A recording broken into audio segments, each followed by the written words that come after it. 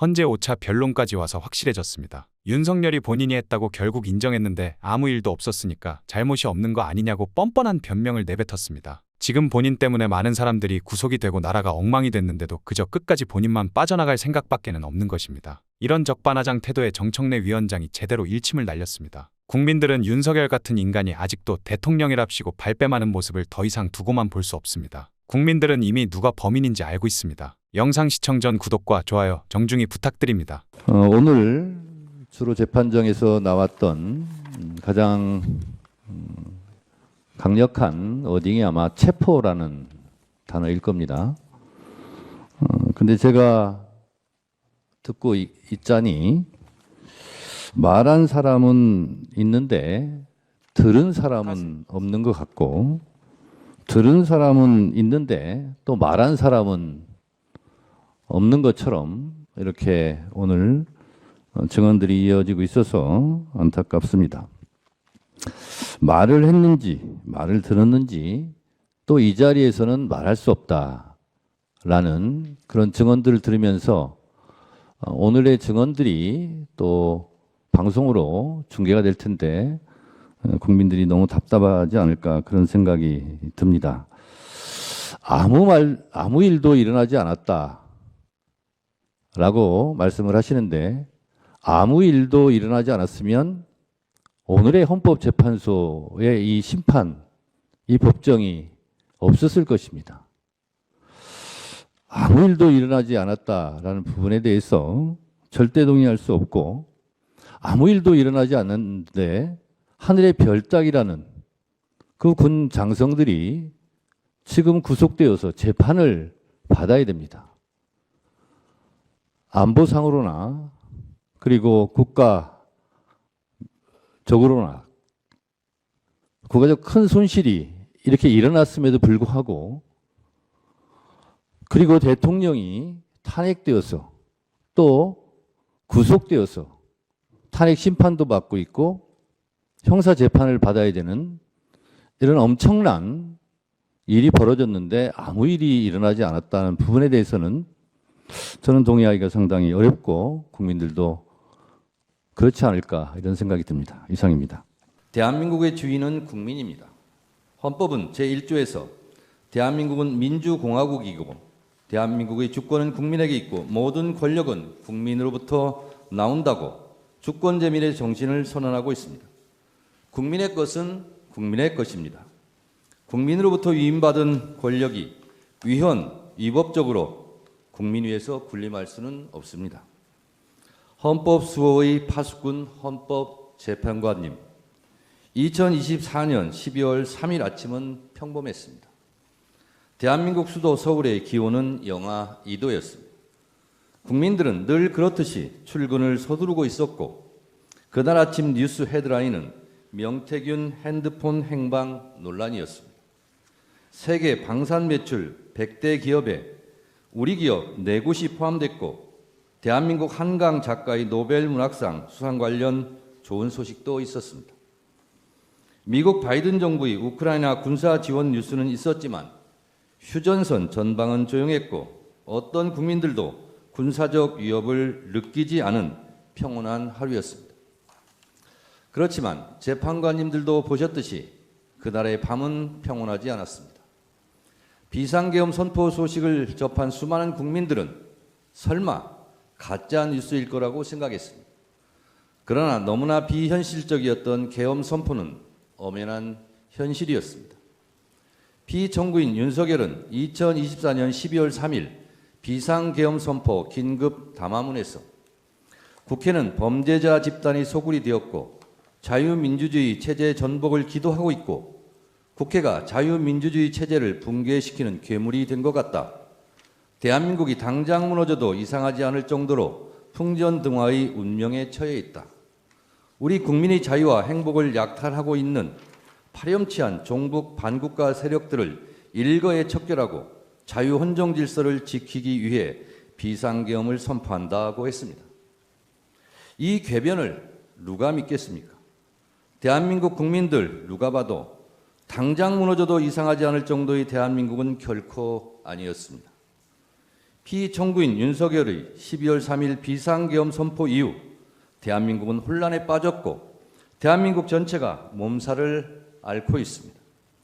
12월 3일 내란의 밤부터 민주주의의 나라 대한민국의 국격은 실추되었고 경제의 적, 불확실성이 해소되지 않으면서 국민들은 한 달 넘게 불안과 공포에 휩싸여 내란성 불면증에 시달리고 있습니다. 국민들의 저항과 국회의 신속한 대응으로 비상계엄이라는 독재 시도가 수포로 돌아간 후에도 피청구인은 망상에 근거한 자신의 경거망동을 반성하기는커녕 수사에 응하지도 않았고 법원이 발부한 체포영장의 집행도 막무가내로 거부했습니다. 이것은 대한민국의 사법체계를 뿌리채 부정하는 것입니다. 소추위원 이전에 국민의 한 사람으로서 이런 사람이 대한민국 국정의 최고 책임자 자리에 있었다는 것이 참으로 참담합니다. 이 탄핵 심판은 이런 사람을 군 통수권을 행사하는 자리로 다시 복귀시킬 것인지 말 것인지를 결정하는 재판입니다. 그 결론이 어떠해야 하는지는 너무도 자명합니다만 피청구인의 폭거로 빚어진 국가적 혼란 상태가 하루빨리 종식되어야 하므로 신속한 심리를 간곡히 요청드립니다. 헌법수호 최후의 보루이신 헌법재판관님, 대한민국 국가 경쟁력은 바로 국민입니다. 국민들은 위대합니다. 비상계엄을 소식을 듣자마자 달려나온 국민들께서 국회 본청까지 쳐들어온 계엄군을 막아서고 장갑차 앞에서 온몸으로 저항했습니다. 국민들이 국회의원들이 본청 출입을 도왔습니다. 이처럼 국민들께서 골든타임을 확보해 주신 덕분에 국회의원들이 계엄해제 요구안을 통과시킬 수 있었습니다.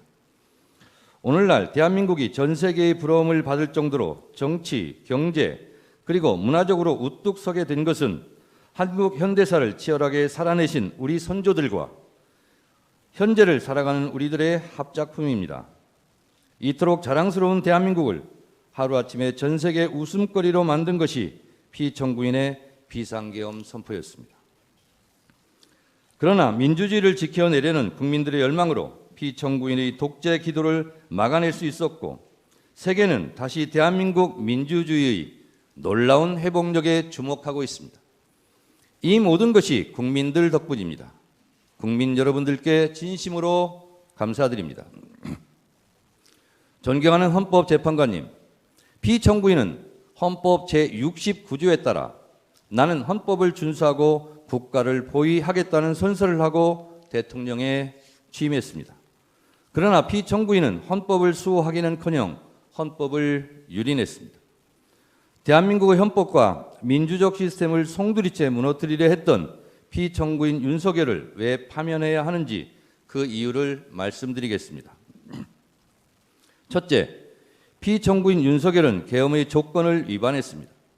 헌법 제77조 제1항에 대통령은 전시사변 또는 이에 준하는 국가 비상사태에 있어서 병력으로서 군사상의 필요에 응하거나 공공의 안정질서를 유지할 필요가 있을 때에는 법률이 정하는 바에 의하여 계엄을 선포할 수 있다고 되어 있습니다.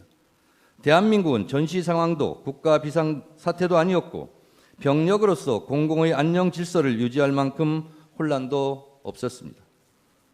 같은 내용을 규정하고 있는 계엄법 제2조 2항도 동시에 위반했습니다. 둘째, 피청구인 윤석열은 계엄 선포의 절차를 위반했습니다.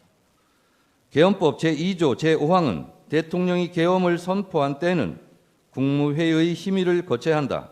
제6항, 국방부 장관 또는 행정안전부 장관은 국무총리를 거쳐 대통령에게 계엄의 선포를 건의할 수 있다고 되어 있고 헌법 제82조는 대통령의 국법상 행위는 문서로서 하며 이 문서에는 국무총리와 관계 국무위원이 부서한다.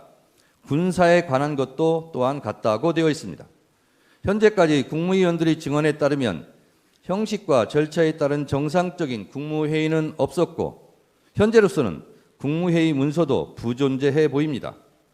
이처럼 피청구인이 선포한 비상계엄은 내용에 앞서 절차 면에서도 전혀 헌법과 계엄법을 따르지 않았습니다. 셋째, 국회는 비상계엄이나 어떤 경우라도 침탈할 수 없음에도 불구하고 위헌 위법하게 침탈해 국회의 기능을 마비시키려 했습니다. 헌법 제77조 제5항에는 국회가 제적의원 과반수의 찬성으로 계엄의 해제를 요구한 때에는 대통령은 이를 해제하여야 한다고 되어 있습니다. 비상계엄을 해제할 수 있는 곳은 유일하게 국회입니다. 이런 국회의 권한과 권능을 방해하려고 국회를 무장병력으로 봉쇄하려 했습니다. 이는 명백한 국헌문란 행위 내란입니다. 넷째, 피청구인 윤석열의 계엄포고령 1호 제1항 국회와 지방의회, 정당의 활동과 정치적 결사, 집회, 시위 등 일체의 정치활동을 금지한다는 것은 헌법 제77조 3항을 정면으로 위반했습니다. 이 조항 어디에도 국회에 관한 특별한 조치를 할 수 없습니다. 이 포고령 1호는 정치활동의 자유, 정당 활동의 자유를 보장한 헌법 제8조, 언론 출판의 자유를 보장한 헌법 제21조 등을 명백하게 위반했습니다. 다섯째, 계엄군이 중앙선관위를 위헌 위법하게 침탈한 것도 사법부의 주요 인사를 체포 구금하려고 했던 것도 모두 헌법과 법률을 위반했습니다. 이는 헌법 제77조 제3항, 형법 제91조, 헌법 제114조를 명백히 위반했고 헌법 제105조, 제106조에서 규정한 사법권의 독립에 정면으로 위반했을 뿐만 아니라 헌법의 삼권 분립 정신에도 위배된다 할 것입니다. 이 밖에도 피청구인 윤석열은 12.3 내란 사태 이후 법관이 발부한 체포영장마저 거부하였고 극히 일부 지지자들에게 기대어 국가 혼란을 부추기고 있고 부정선거라는 망상에 사로잡혀 있습니다. 대통령 관저 농성전 때문에 일촉즉발 무력 충돌 사태까지 염려될 지경이었습니다. 체포되는 순간까지 사법체계를 불인정했습니다. 피청구인 윤석열이 수사기관에 저항하는 것을 보면 헌법 수호 의지가 손톱만큼도 없습니다. 만에 하나 탄핵이 기각되어 피청구인이 다시 대통령직에 복직하면 또다시 제2의 비상계엄을 저지를지 모른다는 의심을 받기에 충분한 언행을 계속하고 있습니다. 피청구인 윤석열은 지금도 비상계엄이 고도의 통치 행위로서 사법심사의 대상이 아니라는 철진한 이론에 기대어 반성과 성찰을 거부하고 있습니다. 피청구인 윤석열은 아직도 자신이 무슨 잘못을 했는지 모르고 있을 뿐만 아니라 계엄과 독재 시도를 정당화시키려는 궤변을 늘어놓고 있습니다. 그를 파면함으로써 하루빨리 대한민국을 정상으로 돌려놓아야 합니다. 위헌 위법한 비상계엄을 선포하여 피로써 지켜온 헌법을 총칼로 파괴하려 했던 피청구인 윤석열을 파면함으로써 얻을 헌법 수호의 이익이 여타의 손실보다 압도적으로 크다 할 것입니다. 프랑스 소설가 알베르 까미는 어제의 범죄를 벌하지 않는 것은 내일의 범죄에 용기를 주는 것과 똑같이 어리석은 것이다 라고 일갈한 바 있습니다. 아울러 지연된 정의는 정의가 아닙니다. 자랑스러운 대한민국 민주주의 역사의 여정에서 돌출된 헌법의 적, 민주주의 적이 다시는 준동하지 못하도록 만장일치로 신속하게 피청구인 윤석열을 파면해 주시기를 바랍니다. 존경하는 헌법재판관님들의 현명한 판결을 기대합니다. 끝까지 경청해 주셔서 감사합니다. 오늘 영상은 여기까지입니다. 대한민국 정상화를 위해 끝까지 힘쓰겠습니다. 여러분의 구독과 좋아요로 힘을 보태주세요. 감사합니다.